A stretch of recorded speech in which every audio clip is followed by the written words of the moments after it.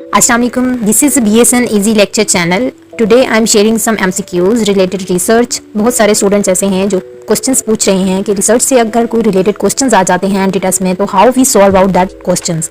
सो यहाँ पे कुछ चैप्टर्स मैं ऑलरेडी शेयर कर चुकी हूँ. तो यहाँ पे हम चैप्टर 12 से स्टार्ट कर रहे हैं जिसमें आप क्वालिटेटिव रिसर्च से रिलेटेड कुछ MCQs पढ़ेंगे. So let's start the video. Question number 1, which of the following is characteristics of qualitative research.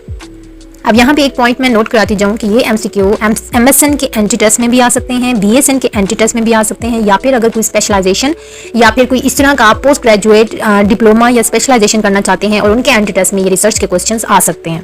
तो यहाँ पे जो मोस्ट रेपिटेटेड पास्ट पेपर्स में आए MCQ मैंने वही सिलेक्ट किए हैं. तो क्वेश्चन 1 में ये कहा गया है कि क्वालिटेटिव रिसर्च का जो यूनिक कैरेक्टरिस्टिक्स क्या है, तो इसका जो राइट आंसर है. अब यहाँ पे ऑप्शन 1 देखें, अगर जनरलाइजेशन तो वो ज़्यादातर क्वांटिटेटिव में होता है, रैंडम सैम्पलिंग भी क्वांटिटेटिव में है और स्टैंडर्डाइज्ड टेस्ट भी क्वांटिटेटिव में होते हैं. बट क्वालिटेटिव में ज़्यादातर यूनिक केस ओरिएंटेशन जो है इसका राइट आंसर है. 2 में phenomenology has its disciplinary origin इन. अब फिनोमिनोलॉजी का जो डिसिप्लिनरी ओरिजिन है एक तरह से देखा जाए तो एक फिलॉसफी है, ठीक है. बाकी जो इसके ऑप्शन है वो इससे रिलेट ही नहीं कर रहे. नेक्स्ट क्वेश्चन है the primary data analysis approach in ethnography is. अब एथनोग्राफी बेसिकली कल्चर स्टडी होती है, एथनिक की स्टडी होती है. तो इसके क्वेश्चन से ही आपको आंसर मिल रहा है. तो इसमें जब आप ऑप्शन में देखेंगे तो holistic description and search for cultural themes इसका राइट आंसर है. नेक्स्ट क्वेश्चन है कि the term used to describe suspending preconception and learn feelings about a phenomena is called. अब ये जो डेफिनेशन बताई गई है कि अगर आपके ऑलरेडी कोई प्रीकंसेप्शंस हों या कोई ऐसी फीलिंग्स जो कि आप ऑलरेडी लर्न कर चुके हों, दैट इज़ द ब्रैकेटिंग.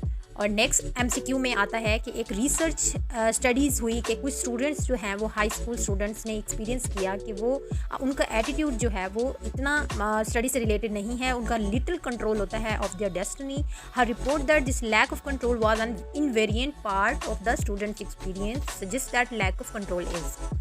अब यहाँ पे उन्होंने कहा कि कुछ student lack of control experience करते हैं. तो ये किस चीज़ से होता है कि एन इंस्टेंस यानी कि उनकी इंटरनल कैपेबिलिटी, उनकी इंटरनल पॉसिबिलिटीज़ जो कि to control her self of the flunking out experience. अब फ्लंकिंग आउट का यही होता है कि आप एक चीज़ से आउट हो जाना, लाइक आपकी जो कंट्रोल है या डाइवर्जन है वो आपके बस में ना होना. तो यहाँ पे जो राइट आंसर आता है एन एसेंस आता है, क्योंकि नैरेटिव इसका आ नहीं सकता. ग्राउंडेड थ्योरी तो वैसे भी परसेप्शन सिम्बॉलिक थ्योरी होती है, प्रोबेबिलिस्टिक काज भी नहीं हो सकती.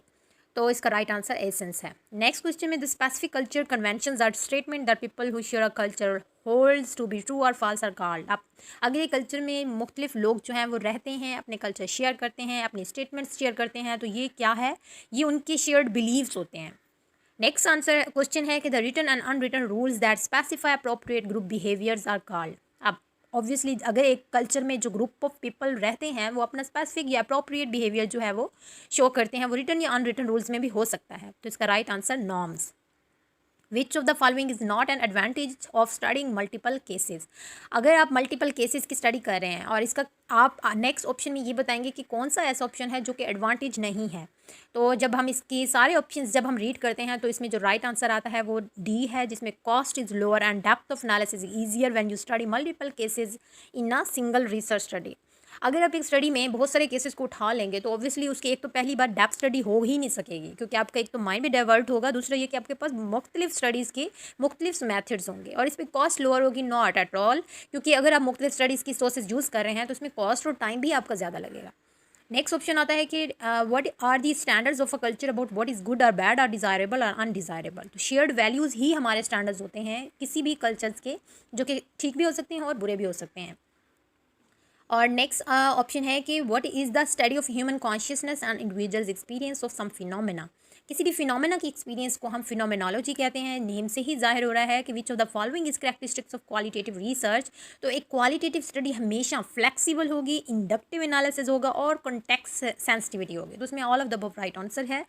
नेक्स्ट MCQ में आता है कि what is a general methodology for developing theory that is based on the data systematically gathered and analysed. तो इसमें ग्राउंड थ्योरी ही इसकी राइट आंसर है, क्योंकि ग्राउंडेड थ्योरी में आप एक थ्योरी डेवलप करते हैं जो कि सिस्टमैटिकली गैदर्ड होता है और एनालाइज होता है.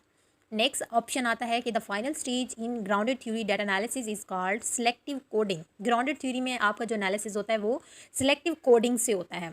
और नेक्स्ट MCQ है कि which major characteristics of qualitative research, जिसमें हम रियल वर्ल्ड सिचुएशंस की स्टडी करते हैं, आप उससे नेचुरलिस्टिक इंक्वायरी भी कह सकते हैं. और ग्राउंडेड थ्योरी में भी हम रियल वर्ल्ड सिचुएशंस को ही देख रहे होते हैं।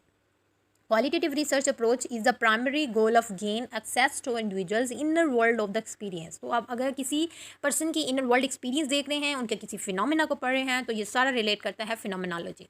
और the type of qualitative research that describes the culture of a group of people is called ethnography. अब कल्चर की स्टडी अगर देख रहे हैं ग्रुप ऑफ पीपल की, तो इसमें एथनोग्राफी रिलेट करेगी। जो ग्राउंडेड थ्योरिस्ट थे is finished analysing data when theoretical situations आकर। करेक्ट है ये, क्योंकि जब भी सैचुरेशंस होती हैं तो एनालाइजिंग डाटा जो है वो फिनिश हो जाता है। तो इसके राइट आंसर है।